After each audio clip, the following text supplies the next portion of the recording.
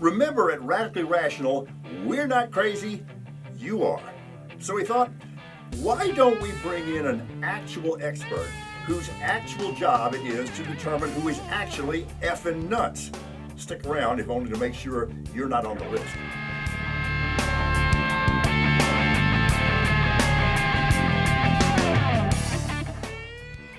Hello and welcome to Radically Rational, where we're bringing facts back into fashion. We're making simple sanity sexy again. And if I violate that rule, I'm going to get busted by an 8-year-old girl. You're crazy. So I'm always aware of that. Okay, understand this. I got no problem calling somebody crazy. But ultimately, I'm just an amateur. So we thought we'd get a professional arbiter of who is stone crazy on this show.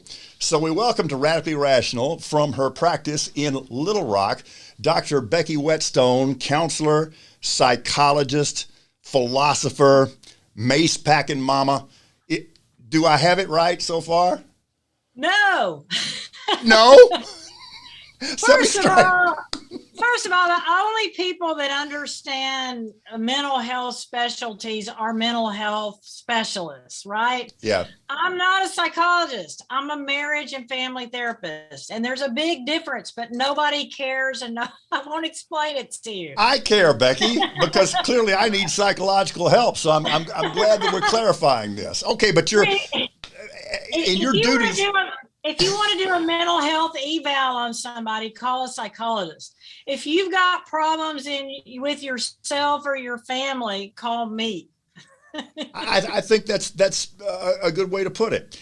And you have done so many things in your life and career, and you've been very candid about this, which I appreciate. You grew up under some difficult circumstances, right? You mean in Arkansas?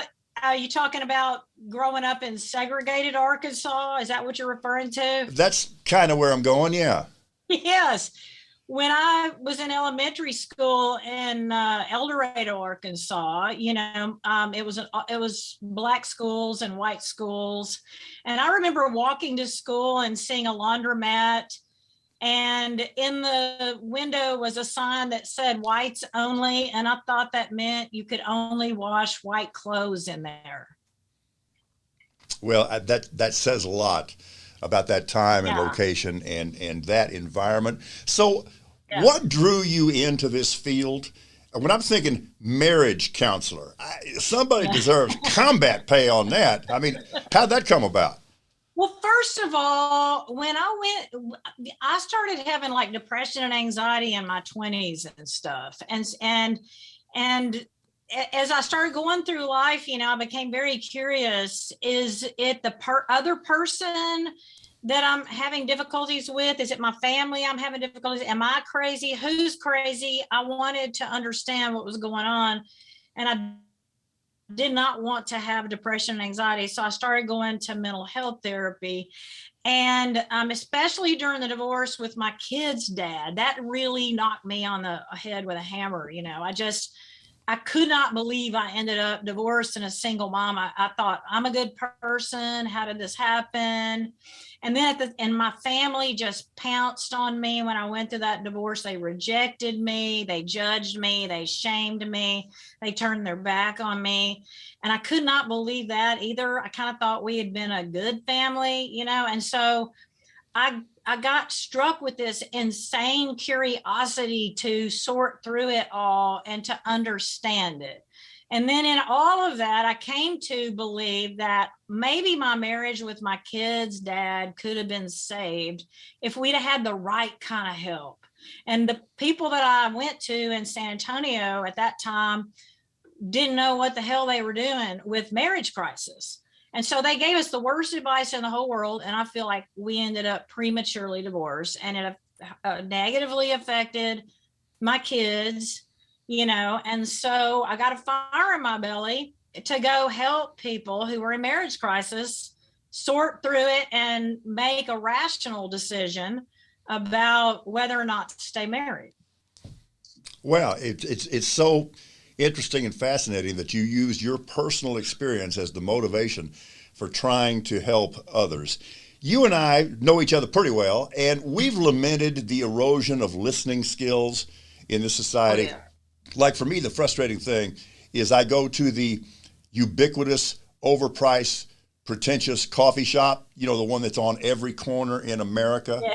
Yes, Okay. yes. And they'll just give you this deer in the headlight stare. And you don't know whether you're getting the drink you ordered or Drano on the rocks. Okay. And it's just absolutely frightening. Okay. That's as deep as it goes with me. But with what's on the line, with what you're doing, when people just won't listen, how do you handle that?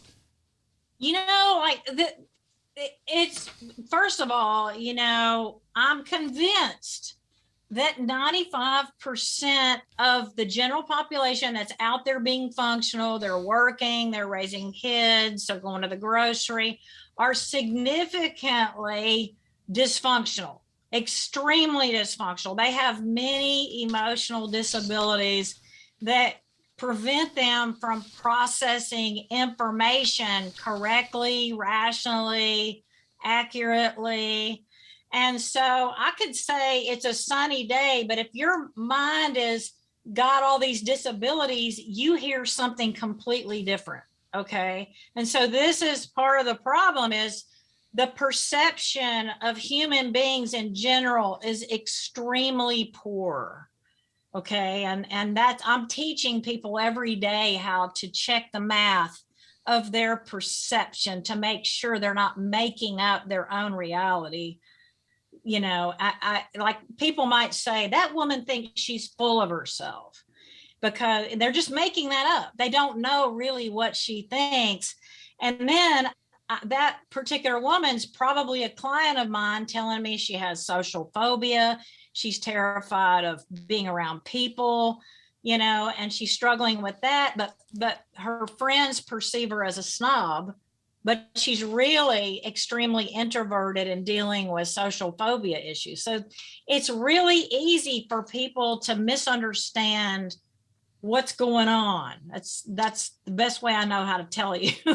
You know, you're obviously fearless, and you've had, on top of your counseling career, you've had a really interesting media career as well. Matter of fact, I first became aware of you when you wrote an advice column for the San Antonio Express-News, and it was really good stuff. How and why did that become a passion for you?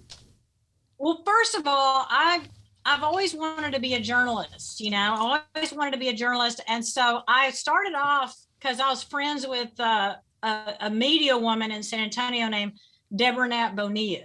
And she suggested I go get in my foot in the door by being an intern at Ken's TV, which is a CBS affiliate there. And I went there, and I used to see you around the newsroom in there all the time. And so the problem was I had stage fright so badly that I could not follow my dream in that regard. And I begged the news director to hire me. And of course, he was wisely did not do so. And I thought, well, hell, if I go work for a newspaper, I won't have to deal with stage fright. So I went and started lobbying the newspaper people. And I was actually a journalism major. And they were going like, go away, little girl, you know, you have no clippings, no experience. This is a big time newspaper. And I basically started doing a little freelance work for them and was persevering for a long, long time. And I think in the end, they felt sorry for me and decided to hire me and gave me 90 days sink or swim, you know, and the rest was history. We kind of fell in love with each other. And as soon as I got my foot in the door as a feature writer there, I started telling them I wanted a column. And that took me another 2 years to get that column that you used to read. And I wrote about relationships. It was always fascinating, for sure. And by the way, you mentioned the episode, the bout you had with stage fright. Now watch me go, professional shrink here. You do know that that is almost exclusively a characteristic of perfectionists. It's only perfectionists who feel that so deeply that they develop a case of stage fright. How about that? Is that right? I would have thought it was a fear of what people think or a fear of being seen as an idiot, which is well, then there's that. Well, you hardly have to worry about that for sure. Well, now they have propanolol, so I don't have to worry about that problem so much anymore. But it really, just like everything else, it's a symptom of childhood trauma. I had some stage things happen to me as a kid, and then it carried with me into my adulthood. But I'm much better and way more confident now than I was back when you used to see me, or maybe you didn't see me because I was so damn insignificant there in the newsroom. No, that's not true at all. All I can say is, yeah, better living through chemistry. Yeah, I got you there for sure. So when you were nice enough to accept our invitation to come on Radically Rational, we had an initial conversation, and you said something that just stopped me in my tracks. And I said, we can't get Becky on quickly enough or soon enough. You said the problem that we're seeing with our children right now, and the reason they're having collective trouble developing into mature adults, is because they're being taught by children who are their parents. That's right. Go for it. This has been an absolute awakening for me, because if you want to get serious as a therapist and really want to help people, you're going to find your way into trauma work. And pretty soon you're going to find out that no matter whether a person had what they perceive as a great family, great upbringing, or the parents from hell, they have tons and tons of childhood trauma. And what childhood trauma does to us, it makes us feel like we're not good enough. It makes us feel like we don't fit in, we're defective, there's something wrong with us. And so the end result of all of that is we end up being stuck in our development between a less than 5-year-old child and a 14-year-old teenager. So when I'm super emotional, like you say something that riles me up and I get peed off, then that's my child feeling emotional. And then the responder to that is my rebellious teenager like that. And so that's what you're seeing, not only in marriage, in families, but you're seeing it in politics, and you're seeing it on the world stage, and you're seeing it on talk radio. And, it's everywhere. It's the whole world, and Congress is emotionally immature, and they're acting between age less than 5, which is almost, way like infant, toddler years, and 14 years old. It's the truth.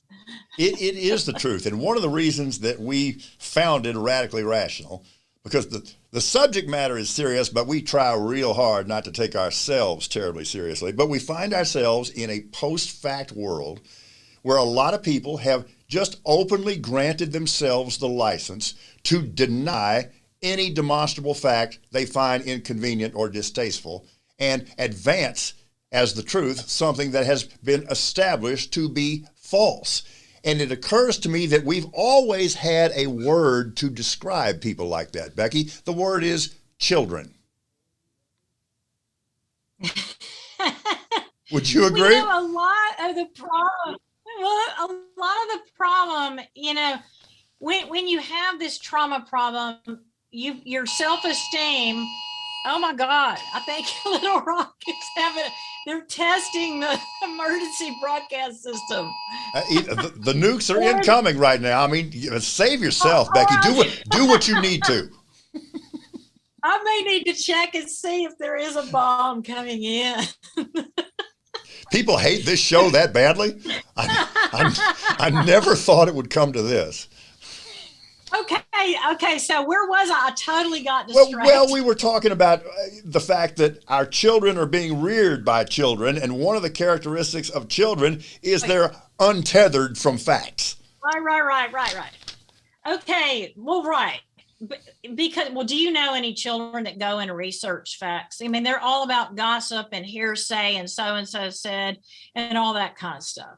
But, in this childhood trauma stuff, I do remember what I was about to say is there's usually 2 settings for self-esteem, okay? It's the toxic shame person who thinks, oh, I'm defective, I'm less than most people, I'm not as good as people. Then you have the grandiose people. And grandiose people think I'm better than everybody else. I know better than everybody else. And I'm going to tell you the way that you ought to think, right? And so both of them are 14-year-old level ways of being. Okay. And so what we're seeing in the politics and these people with their facts, and I did my research and all that sanctimonious, I know the way that it is, and you can't tell me anything. Again, that's 14-year-old behavior, but it's grandiosity. As people are looking down their nose in contempt at other individuals and groups. And as long as you're approaching any conversation or relationship with anyone, and when you're coming from grandiosity, nothing good is going to happen after that. The other person's not going to listen to you. They're going to dismiss you. But bottom line is, like, the whole point of studying all this stuff is we're trying to figure out a way that we can communicate, whether you're in a family, a marriage, politics, adults at a dinner party, whatever. How do we speak in a way to each other we can actually maybe learn something, have interesting, respectful discourse? But you cannot do that when these people are being grandiose and telling them, don't even talk to me, I already know the way it is, and I'm not open to new information. So it's a block to conversation, or healthy conversation. Becky, this is kind of blunt, but this is radically rational after all. I try to be respectful of other people's time, but also try to be respectful of my own time. And I think it's so great that we now have a 100% accurate litmus test of people who I don't have to waste any time on, because time is precious. As soon as I hear somebody say, I've done my own research, and I'll complete the sentence for you, I'm not going to listen to another damn word you say. Well, you may have read my post on Facebook yesterday. It's certainly a pet peeve of mine. And after I got out of graduate school and people would tell me they researched something, I was still in the academic state of mind or frame of mind where research is from peer-reviewed journals and academic sources and, professors who wrote books and things like that. And then, pretty quickly you realize that people use the word research to describe Googling, watching certain news stations, following Ouija boards, Ouija boards, talk radio hosts or whatever. And it's really frustrating to those of us that were journalists that had to really go out and seek solid sources before we could put our work out there in public, and same thing in an academic dissertation, for example. And we're knowing that if you use those kind of sources in journalism or academic research, that you would have been laughed out of the newsroom, you would have been fired, that you would be considered, ridiculous. And so I really think that we should start having a conversation about research. I think we need to be challenging people about the use of that word, because it's diminishing real research. It makes me nuts, Becky, how did we get to the point where we have such a large percentage of our population who now is comfortable declaring themselves a world-class expert on any subject and saying that their knowledge is comparable to or superior to real experts on the subject? You just used the word grandiosity a minute ago. I'll Yes. go all the way to narcissist. What do you think? Well, narcissist is a serious mental health diagnosis. When I'm dealing with clients that I think maybe a narcissist, I'm not going to give them the psychological tests that psychologists do. In fact, marriage and family therapists don't like testing that much. But I'm going to say you have narcissistic tendencies.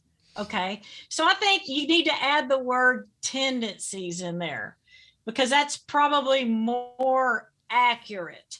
But yeah, narcissists have a certain set of characteristics, and maybe not all grandiose people are narcissists, but a lot of them have narcissistic tendencies. Well, the way I would describe it is we got a lot of people in this country who, if they could have, would have tried to tell Neil Armstrong how to land the eagle. Well, what you ought to do, Right. Neil, you're really not doing this right. I did my own research. Becky, I know you feel very strongly about this, and I'm totally on board. You're for adjustments, major adjustments in our American educational system to give Absolutely. our students better life skills and better coping skills. I'm going to shut up and listen to you. Okay, well, I first got the idea of this years ago when I was trying to figure out how to be healthy, and I could not find a guidepost. Like what book do you read? What thing tells you what a healthy adult is? Everybody will tell you you're effed up, but what does that mean? And what is it to be not effed up? So somewhere along the line, I found the book, The Road Less Traveled by Scott Peck. And that book, he literally blatantly says, this is what it is to be a healthy adult. And this is what it is to have a healthy love relationship. So I'm sitting there thinking, and then I started recommending that book to my clients, and my clients were going like, why don't they recommend this book as reading in junior high or high school? My life would have been so different, So that's where the seeds of that thought process came.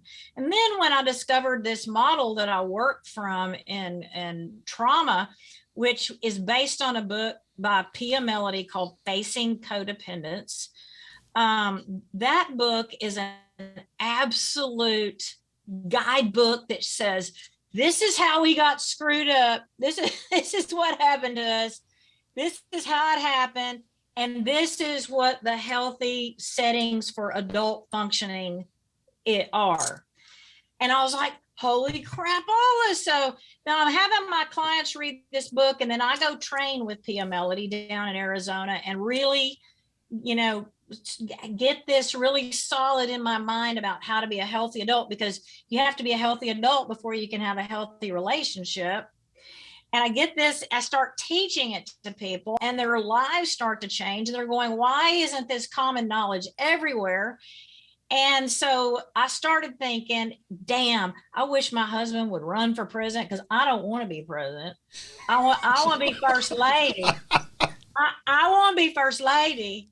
And I want to, instead, I like Michelle Obama did nutrition. I want to say, we need to start educating our boys and girls about the basic dynamics of being a healthy adult and healthy in relationships. So you start knowing right off the bat, what's functional, meaning it works, and what doesn't.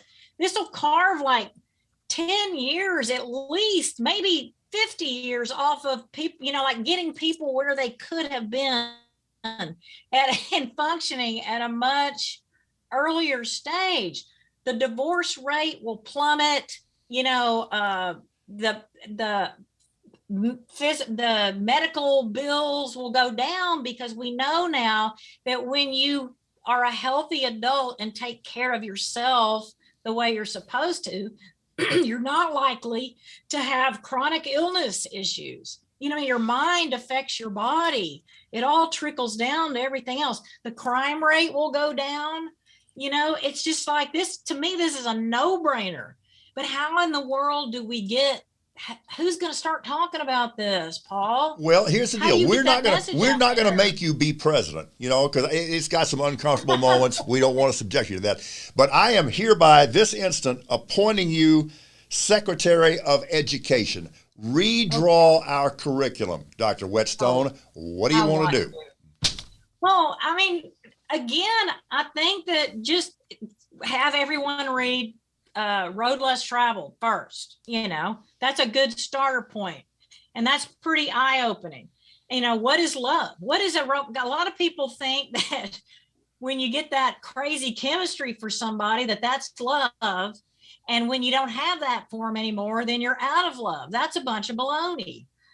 People need to understand what mature love is, so that you're not dumping somebody every 3 years because you no longer feel the whatever you call it, tingles that lust feeling gives you, so just kind of teaching people how to be adults. I think it would be the answer for anxiety, for depression, for just so much. So that's what I would do, is just start teaching the people these things, the Pia Melody model, basically. Like, she talks about how we get screwed up in 5 areas because of our screwed up childhoods. It's just teaching people about the 5 areas and how it is to be healthy in each 5 areas. Because my client, I've already talked to 3 or 4 clients today that are off kilter in all 5 areas, and then they're having family problems because of this. So it really would change the world, and I'm not kidding. And Congress is the most dysfunctional family on the planet. They're codependent too. They're dysfunctional in the 5 core areas. In Congress, there's lots of grandiosity. We know what's best for you. Mm-hmm. And then the United States of America is grandiose. We know that we're the best country in the world, and we want every other country to be like us. That's great. That's arrogant. That's ridiculous. Our guest is marriage counselor extraordinaire and mace packing mama and budding media superstar, Dr. Becky Whetstone, who's joining us from her practice in Little Rock. Earlier in this conversation, and it's a good one, I'm having a good time, you mentioned the fact that we've got so much tribalism going on to an unprecedented degree here in America. What do you do, and can you do anything if 2 people in a marriage are of different tribes? How do you even start to try to address that? Buddhists sat under a tree for many, many years trying to figure out how we could eliminate suffering in mankind. And he came up with the only solution, and that is to accept people the way they are. And it's grandiose and arrogant to try and change people. It's just, you just have to let people be who they are. And then you have to use boundaries to keep yourself away from the people that offend your sensibilities. So a part of the art of life is, arranging yourself with people that, you feel comfortable with, that don't cause you anxiety and stress, and so it's accepting. So in marriage, when you got James Carville and Marley Matlin, 2 politically opposite things, I promise you their primary focus in their marriage is not their differences. They both love politics, so they do have something tremendous in common. But if you're going to sit there and try to change your spouse, Mary Matlin's going to try and change James Carville into a Republican, now you're going to be having marriage problems. So you can't be arrogant in your relationships and try to remodel your 2-bedroom, 1-bath spouse into a 5-3. Okay. You pretty much marry people as is. So if you hate the other side's politics, you don't want to be around it, then don't marry someone who's involved in that. Becky, there is no way that this is not going to be an abrupt transition. There's just no seamless way to do this. You have been through the most awful experience that a mother could experience. Your wonderful son, Benjamin, died fighting for this country in Afghanistan. I know that we're coming up on the 10-year anniversary. You are, in fact, a Gold Star mom. I asked you if you wanted to talk about this, and you said absolutely. Any Gold Star mother wants to talk about the son or daughter they've lost. I live with so much respect for Benjamin. I've learned a little bit about him. Tell us about him, please. Oh, Benjamin was well, first of all, he was difficult to raise. but I like to tell myself it's because he was so intelligent. He was, when he was growing up, he wanted to be a grown up. He hated being a baby. So he was crabby a lot of the times, but he was into everything. But the one thing he had that was his gift was he had charm and charisma.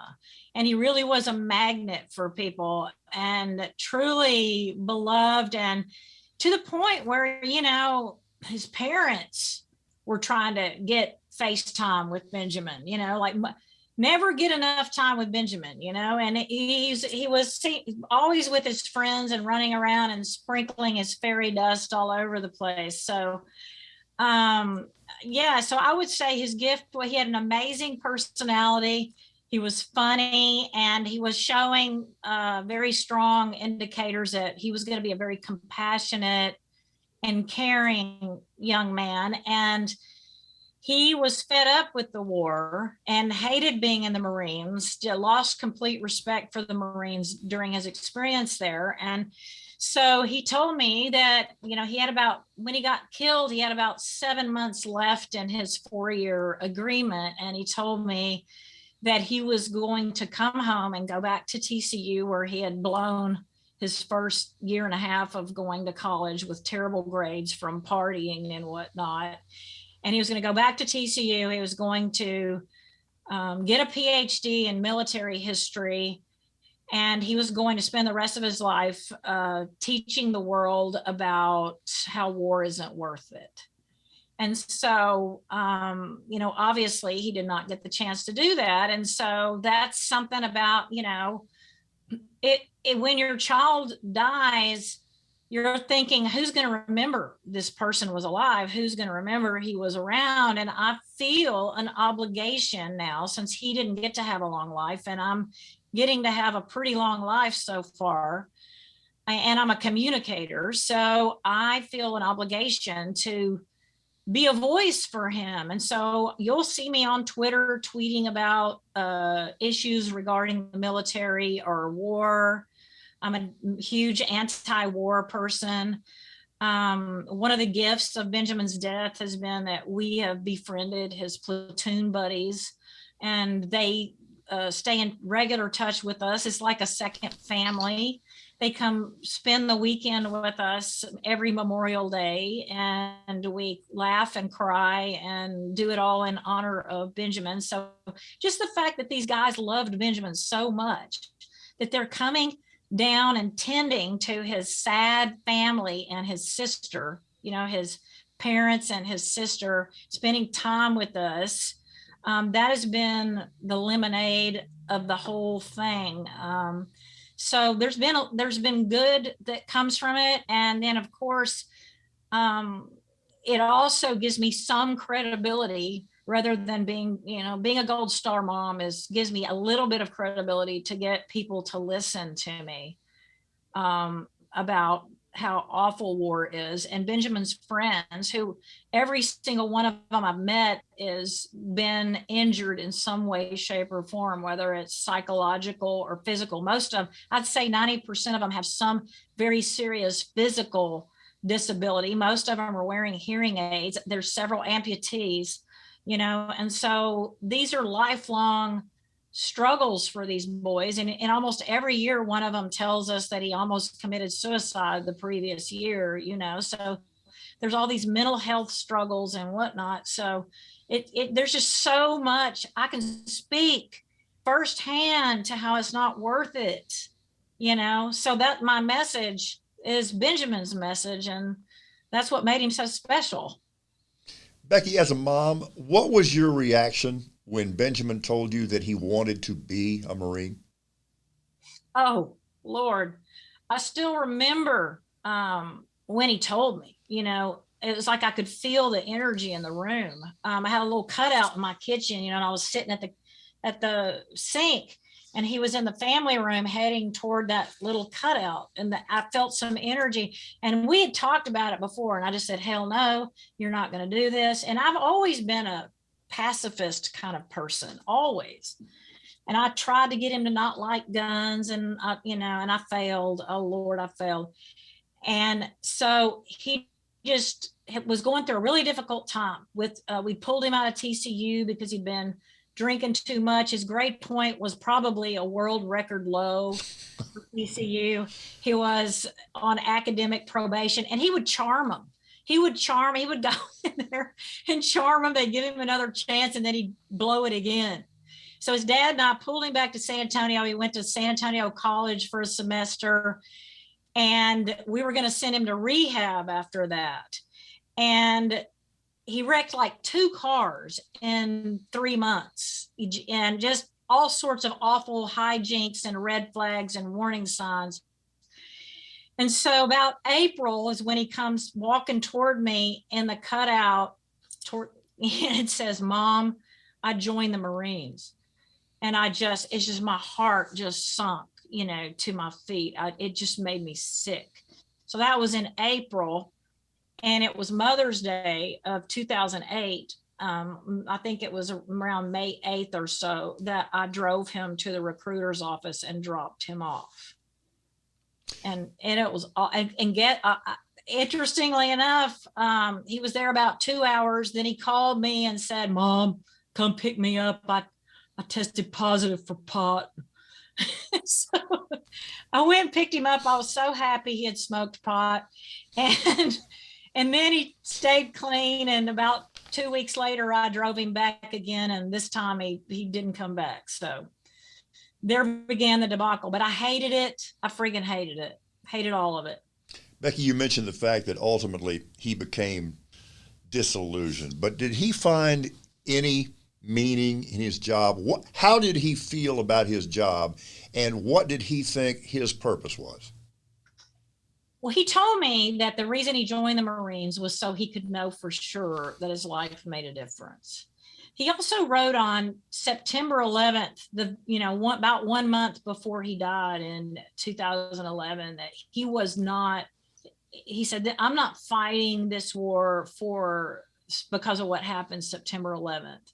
I'm here for my friends. And, with my friends, and because Benjamin had a choice not to go be deployed that last time. And he did not tell his mother and dad that he had a choice. He told us he had to go, but we found out after he was killed that he had actually volunteered to go because he was a Marine Scout sniper. And this is a Marine Scout sniper hogtooth that is awarded to every Marine Scout sniper, which he wore all the time. And he said, "I'm the most experienced sniper, and the other guys are really green, and they really need me to be there with them, to guide them and help them." So he went there to protect his friends. And that's what he told me, it was about his buddies. Becky, what is the one thing that you would want everybody to know about your son? Oh, Lord, I just don't know. I guess that he was precious, a precious human being. But in every single, number that comes up on the screen on the news of someone was killed, someone's injured in war or whatever, or a suicide or whatever, these are absolutely precious human beings, that each with friends and families who are going to be devastated and crushed over the loss of these valuable, special, people. And so we should treat them like, the ones that are alive still, and we should treat them, with the utmost respect and do everything we can to help them survive their war experiences. So, I guess, that he was special, and they all are, and he was loved. I mean, truly, truly, truly beloved. So. Becky, we honor his memory. Thank you. And the emotion behind that certainly exceeds and goes beyond words, for sure. As you know, at Radically Rational, we have a website, radicallyrational.com. If we could be so lucky, I'd like to issue this invitation to you to be a guest columnist, really to talk about anything that you want to. But this has been really, really insightful for a lot of people. These are such tough times. I want to get you back in the very near future to talk about the pandemic psychological slingshot effect. I think we're damaged more this time than we were in the first wave because we thought that maybe we were emerging, and then Lucy pulled the football away, right. And we found ourselves right back in the soup. It's like a recurrence of cancer, after thinking that you're home free. It's really tough on the psyche. Becky, I had asked for you to write a bio to submit to us, and the whole thing was hilarious for sure. But I pulled this quote: "She keeps mace in her pocket, and she tells it like it is." Well, you certainly have done the latter. Now, does the former come in handy every now and then? Well, when you're dealing with traumatized people, when you touch a nerve, and when you touch one of their trauma nerves, sometimes they go into fight mode in an extreme way. And I have had people come in my office. This is before the pandemic, because luckily now they'd have to shoot me through their computer screen because I'm only doing telehealth. But I have had several males come stand over me, like a grizzly bear, and engage in some intimidating behavior. And so, I always keep mace slipped down in the side of my chair cushion and my cell phone on me. And I've pulled the mace out before. I've pulled the cell phone out and said, "I'm calling 911 if you don't get the hell away from me and out of here, and I never want to see your face again," kind of stuff, So yeah, people can get extremely aggressive when you hit those rage nerves. So yes, I do tell it like it is. Even though, like, I don't just lay it on them like a unfiltered a-hole, but even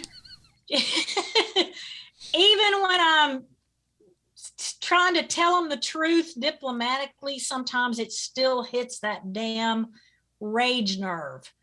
And so I have to be on my P's and Q's at all times for the tiger to pounce. So I do keep mace in my pocket. See, what I generally do is with people like that, I just keep talking to them, and it's such torture for them. "Paul, will you just please shut up? I'll stop the behavior. I'll get away. You're making me want to take a necktie and hang myself by the neck until dead." And it's been very, very effective. So that's kind of the pacifist, passive-aggressive way that I'm trying to do this. In the sense of a mammal, though, is you don't want to pursue an animal that's activated. So you want to, not do anything that would make them escalate any further than what they already are. But I mean, if they came after me, there would be skin under my fingernails. I promise you. I wouldn't go down with a fight. Becky, it's been so lovely getting back in touch with you again. We thank you. We know that we've asked you some very difficult questions. Again, we want you to know that how deeply we honor the memory of your son. We'll have you back on because you are pretty much the definition of radically rational. Thanks again. Well, thank you. I'm so touched and honored that you invited me and allowed me to talk about all of these things, especially Benjamin. Anytime I can talk about him, it's the best thing in the world. And I thank you and I appreciate you and I love your show. We'll do it again soon. Thanks again. Take care.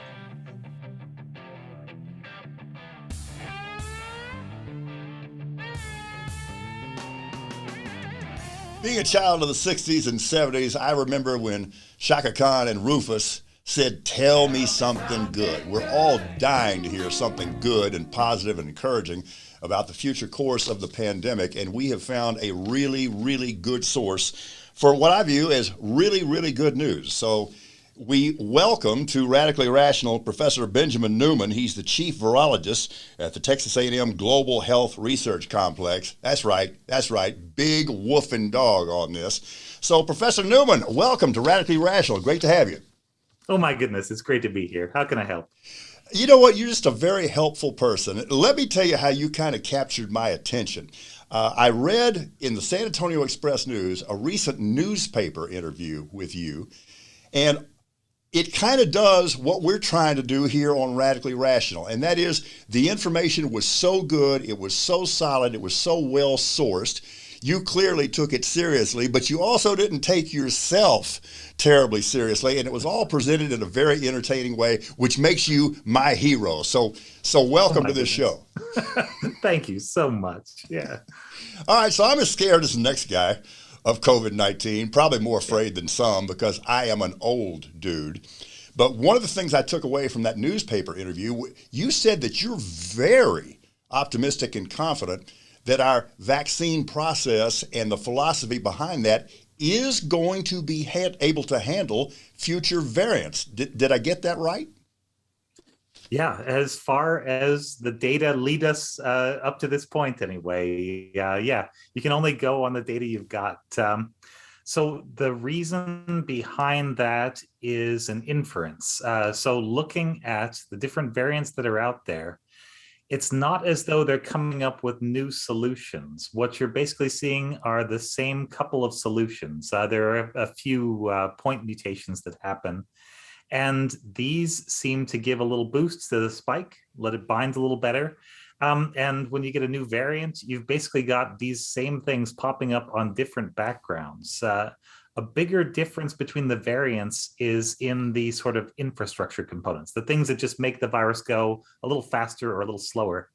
And those are the ones that are changing. But I think this is not going to be a problem for the vaccines because the vaccines are only based on spike. And so it looks as though the spike may be kind of bottlenecked just by the fact that the new mutations are showing up and they're roughly the same ones. And also, none of the mutations is doing particularly well compared to Delta right now. So it looks as though there's really probably only a few solutions to this, and the virus is exploring them. Yeah. You know, I get very frustrated sometimes when I hear vaccine resistors say, well, this is all so new and the process was so rushed. No, it wasn't. Correct? Absolutely. Yeah. RNA vaccines have been in use in humans. I think the first clinical trial was the same year that the iPhone 1 came out, and that does not seem like modern technology by any stretch. The biggest knock on RNA vaccines was that it was hard to get enough of an effect out of them to make them useful. They haven't particularly caused any problems since people have started using them. And they figured out how to do that with this one. And it's more a change to the spike than the vaccine, but the two coming together, it's your little perfect storm. It's finally a thing that seems to work. You know, it's just so frustrating because the clear path out of this is clear. Everybody get vaccinated. We can get this thing under control. You don't have to answer this question. I'm not trying to put you in a bad position. But in terms of motivating the unvaccinated, do we go the carrot route or the stick route? You know, earlier I would have said carrots for everybody. Now I am not so sure. I think at some point you just got to do it. And we've been here before with smallpox vaccines a little over 100 years ago. And just in general, it's hard to get to a point where you would actually have herd immunity through purely voluntary vaccination, especially when the younger age groups aren't even eligible for the vaccine. I know people try to calculate the percentage of people who are allowed to get the vaccine that have it, and you come up with a nice high number, but it's not reality because kids are part of the herd too, like it or not. Well, to me, a society has kind of lost its way when it won't protect its children. And those are the people that are out there with no protection whatsoever. You know, we're fighting mask mandates. At this point, the vaccine for children of that age, under 12, has not been approved, making it all the more important that we get this done. If we were able to get that vaccine approved for kids 12 and younger, what percentage would it take to essentially give protection to these very vulnerable kids? Yeah. So it looks as though that's on the way. The data that were presented earlier this week showed that it is well tolerated. I think they go in with about a third of the dose that they would use in an adult. And that's exactly what you do if you were working with mice. You sort of tailor it to body weight. And the only reason we get the same dose is because it's easier and quicker to just assume everybody's the same size. I think there is definitely some benefits to children. There is that thing called multisystem inflammatory syndrome associated with COVID, or MISC. It's somewhat rare, but it's really bad when it hits. And that affects younger children almost exclusively. But I think the big payoff there with vaccinating younger children is that younger children are a way for the virus to get into your house and then potentially break through vaccines and other family members. And this is just strengthening the protection around the family if we can get everybody eventually with some protection. You know, nobody is pretending that the vaccines are 100% effective in terms of preventing infection, just as nobody is pretending that masks are 100% protective. But can we dispel the rumor that they don't help and they don't work? Masks do work. Yeah. There's a really nice paper from, it's actually a little over a year ago now, where they had people who were infected with coronaviruses, human coronaviruses, and influenza, and one of the common cold viruses called the rhinovirus. And they put masks on them. They measured the amount of virus that was there coming out of their breath just as they were talking. And then they measured the amount that was coming through a mask. And essentially the mask knocks out the two big viruses. And the other virus was a little bit smaller, so some of it got through, but it was greatly reduced. So it's definite. And that's the most direct test that I can think of. Plus, there's a lot of other slightly less direct stuff where they'll look at water droplets and droplet size that goes through masks. And it all comes together. Yeah, this is what I would call settled science by this point. Masks definitely do what we thought that they did and hoped that they did.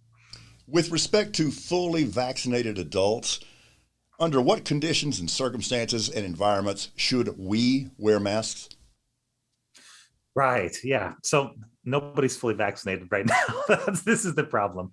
For a lot of vaccines, including the polio vaccine, we would take more than 2 doses because 2 doses would be pretty good. It would get you to the level where the FDA would say, all right, this is a legitimate vaccine. You can use this. But you can actually take a couple more doses and you can get to a point of virtual certainty that a person will be protected. And so you see vaccines that we take, 4, 5, 6 times normally. And right now, everybody is on 2, or there are a couple of people that are on 3. And it looks as though we are probably going to have to get to somewhere around 4 or maybe 5 to get that sort of long-term protection. I mean, it's too early to know exactly what long-term is going to look like with, 1 year's worth of data behind us. But based on the way things look right now, that would appear to be the case. Dr. Neuman, thank you so much for the work you do. And I'm considering the gravity of the subject matter you're dealing with. And I can imagine what a weight that is from time to time. But I will tell you this, that smile makes all the difference in the world. And I would not say that you are the poster boy at all for Radically Rational. You are the poster stud. And thanks for being here. That's super nice. Thank you very much. And I like what you're doing out there. Keep on doing it. Yeah. Keep fighting the good fight. Thank you again.